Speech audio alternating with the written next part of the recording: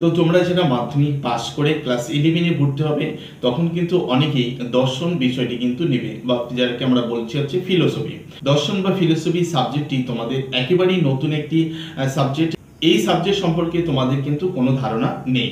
তো দর্শন বিষয়টি কি সেই বিষয়টা পুরো ধারণা দেওয়ার তোমাদের চেষ্টা করব এবং আমি চাইবো যে তোমরা ক্লাস 11 এ যারা আর্টস গ্রুপে ভর্তি হবে তারা অবশ্যই এই সাবজেক্টটি রাখবে। খুবই একটি সুন্দর সাবজেক্ট এবং খুবই ভালো সাবজেক্ট রয়েছে। তো তোমরা জানো যে তোমাদের ক্লাস 11 এ কিন্তু নতুন সিলেবাসে পড়াশোনা করতে হবে। দর্শন বিষয়ের নতুন সিলেবাস যে সেমিস্টার সিস্টেম সেটা কিন্তু আমি অলরেডি তোমাদের ভিডিও করে জানিয়ে দিয়েছি। সিলেবাসটা জানার চেষ্টা করবে। সেখানে পাশ্চাত্য দর্শন রয়েছে এবং ভারতীয় দর্শন রয়েছে। আমরা আজ ভারতীয় দর্শনটা শুরু করব এবং এর আগে তোমাদের অবশ্যই জানাবো যে দর্শন বিষয়টি কি বা ফিলোসফি বিষয়টি কি। তো ভিডিওটা পুরো ওয়াচ করবে, কোথাও স্কিপ করবে না। দেখো, ফিলোসফি এই ইংরেজি শব্দটির বাংলা প্রতিশব্দ হলো দর্শন।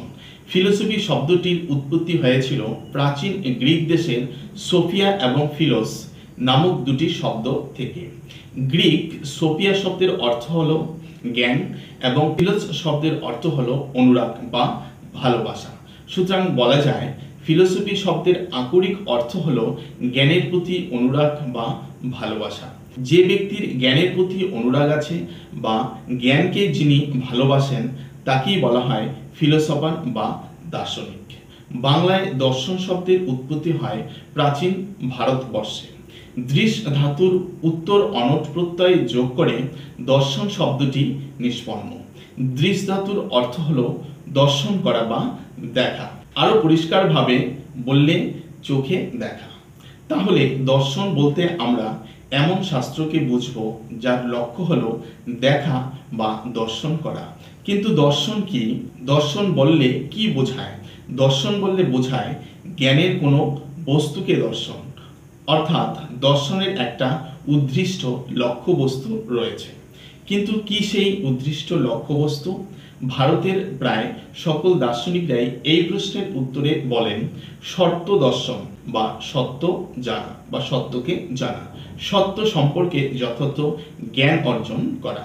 এরপরেও তোমাদের মনে প্রশ্ন জাগতে পারে দর্শনের লক্ষ্য বা উদ্দেশ্য কি?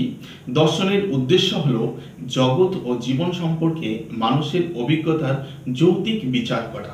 সত্য, শিব, সুন্দর, এমনকি বিজ্ঞানের বিভিন্ন শাখা ধর্মীয় অনুভূতির প্রত্যয়গুলি বিচার বিশ্লেষণ করা। দর্শন যখন কোনো বিষয় সম্পর্কে সঠিক সিদ্ধান্তে উপনীত হতে সক্ষম হয় তখন তা দর্শনের পরিমণ্ডল থেকে পরিত্যক্ত হয় এবং সেই বিষয়কে কেন্দ্র করে নতুন বিজ্ঞানের জন্ম হয় বা সৃষ্টি হয়। অর্থাৎ দর্শন থেকেই বিজ্ঞানের জন্ম। তোমাদের মনে বা আমাদের সকলেরই মনে প্রশ্ন জাগতে পারে আমি কে, বা তুমি যে ভিডিওটা দেখছো তুমি কে? আমি কোথা থেকে এলাম? জীবনের মূল্য কি? এই বৈচিত্র্যময় জগৎ কিভাবে সৃষ্টি হয়েছে? কে সৃষ্টি করেছে? মৃত্যুর স্বরূপ কি? চিন্তাশীল মনের এইসব প্রশ্নের উত্তর কেবলমাত্র দর্শনই দিতে পারে। অন্যদিকে দর্শন ছাত্রছাত্রীদের বুদ্ধিকে ক্ষুরধার করে, বিচার ক্ষমতাকে বাড়ায়, মানুষের মনকে নানা রকম অন্ধবিশ্বাস কুসংস্কারের হাত থেকে মুক্ত রাখতে সাহায্য করে। দর্শন মানব জীবনের সঙ্গে অঙ্গাঙ্গিভাবে জড়িয়ে রয়েছে। দর্শন চিন্তা ছাড়া মানুষের জীবন সুস্থভাবে পরিচালিত হতে পারে না। তাই বর্তমান যুগে ছাত্রছাত্রীদের দর্শন পাঠ, দর্শন চিন্তা একান্ত জরুরি সঠিক পথে চলার জন্য। আশা করি বন্ধুরা তোমরা এতটুকু ধারণা পেয়ে গেছো যে দর্শন পড়লে আমাদের কি কি হতে পারে। সুতরাং আমি যে বিষয়গুলি তোমাদের সামনে তুলে ধরলাম বা বললাম এইসব বিষয়কে তোমাকে আরো ভালো করে যদি পড়তে হয়, জানতে হয়, তাহলে দর্শন বিষয়টা কিন্তু তোমাকে পড়তে হবে। ঠিক আছে, ছোট্ট একটা সংক্ষিপ্ত ভিডিওর মধ্য দিয়ে দর্শন বিষয়টিকে বোঝানো বা বলা একেবারেই সম্ভব নয়। যতটুকু পারলাম বোঝানোর চেষ্টা করলাম যে দর্শন বিষয়টি অ্যাকচুয়াল কি এবং এর ভিতরে যেসব বিষয় রয়েছে সেই সব বিষয় জানতে হলে তোমাকে অবশ্যই পাঠ করতে হবে, অর্থাৎ পড়তে হবে। পড়লেই তুমি ধীরে ধীরে ধীরে ধীরে দর্শন বিষয়টি জানতে পারবে এবং দর্শন বিষয়টি থেকে তোমার অনেক ভালো লাগা জন্মাবে, এটা একেবারেই নিশ্চিত। এবং এখান থেকে তুমি যদি ভালোভাবে শিক্ষা নিতে পারো এই বিষয়টা থেকে, তাহলে দেখবে তুমি নিজেকে একটা অন্য জায়গায় নিয়ে যেতে পারবে। অর্থাৎ তোমার চিন্তা সব মিলিয়ে তুমি নিজেকে একটা আলাদা জায়গায় দেখতে পারবে, এতটুকু অন্তত নিশ্চিতভাবে বলতে পারি।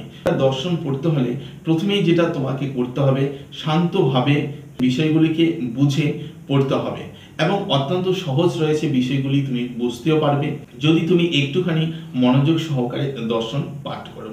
আমরা ভারতীয় দর্শন থেকে নেক্সট ভিডিওর মাধ্যমে প্রশ্ন উত্তর দেখব এবং বাকি বিষয়গুলিকেও বোঝার চেষ্টা করব। নতুন সিলেবাসে যা রয়েছে, দর্শন ছাড়াও ক্লাস 11-এ যে আরো দুটো সাবজেক্ট তোমরা নেবে বা তিনটে সাবজেক্ট নেবে, কেউ কেউ ফোর্থ সাবজেক্ট হিসাবে আরো একটি সাবজেক্ট নেয়, বাংলা এবং ইংরেজি তো কমন সাবজেক্ট প্রত্যেকেরই থাকবে। তারপরে অনেকে দর্শন নেবে, রাষ্ট্রবিজ্ঞান, ইতিহাস, ভূগোল, এডুকেশন, এইসব বিষয়গুলিও নেবে। তোমরা কে কোন বিষয়টা নেবে সেটা অবশ্যই কমেন্ট করে জানাও এবং সেই সব সাবজেক্টের ক্লাসগুলিও তোমরা ধীরে ধীরে পেয়ে যাবে। আপাতত আমরা দর্শন বিষয়টি শুরু করছি। ভারতীয় দর্শন থেকে পরবর্তী ভিডিওর মাধ্যমে আমরা প্রশ্ন উত্তর দেখব। বন্ধুরা, চ্যানেলে যদি তুমি নতুন হয়ে থাকো তাহলে অবশ্যই চ্যানেলটি সাবস্ক্রাইব করে ভিডিওটাকে একটি লাইক করে দিও, বন্ধুদের মাঝে শেয়ার করতে ভুলো না। দেখা হচ্ছে পরবর্তী ভিডিওতে, ততক্ষণে সকলে ভালো থাকবে।